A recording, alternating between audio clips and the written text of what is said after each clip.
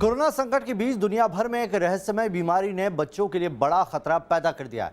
Europe में इस रहस्यमय बीमारी से बच्चों की मौत से डॉक्टर और वैज्ञानिक परेशान है। WHO ने भी इस रहस्यमय बीमारी की जांच शुरू कर दी है। ये पता लगाया जा रहा है कि कहीं इस बीमारी के पीछे कोरोना तो नहीं है। कोरोना से पूरी दुनिया दहशत में जी रही है। हर दिन हो रही हजारों मौत दुनिया को दहला रही हैं। अमेरिका से लेकर यूरोप और भारत तक कोरोना कहर मचा रहा है। लेकिन कोरोना के कहर के बीच एक रहस्यमयी बीमारी ने डॉक्टर और वैज्ञानिकों की चिंता बढ़ा दी है। डॉक्टरों के मुताबिक ये रहस्यमय बीमारी बच्चों को अपना शिकार बना रही है। दुनिया भर में अब तक कोरोना से बहुत कम बच्चों की मौत हुई है। बच्चों पर कोरोना का ज्यादा असर नहीं आया है, लेकिन ये रहस्यमय बीमारी कोरोना के बीच ही बच्चों की जान पर भारी पड़ रही है।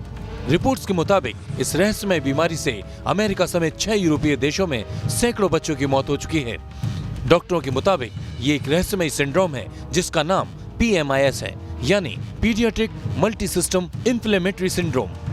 PMIS का मतलब है paediatric multi system inflammatory syndrome.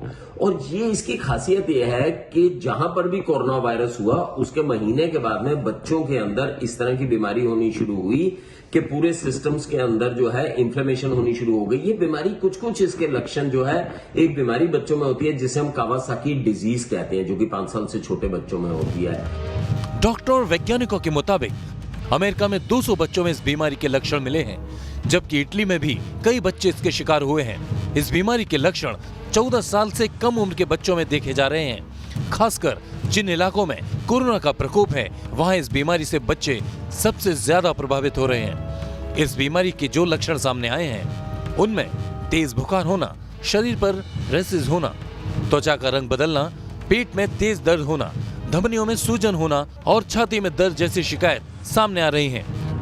डॉक्टरों के मुताबिक फिलहाल इस बीमारी के इलाज का तरीका नहीं मिला है, लेकिन अगर शुरुआती दौर में बच्चों को ICU में भर्ती करा दिया जाए तो इस बीमारी से बचा जा सकता है।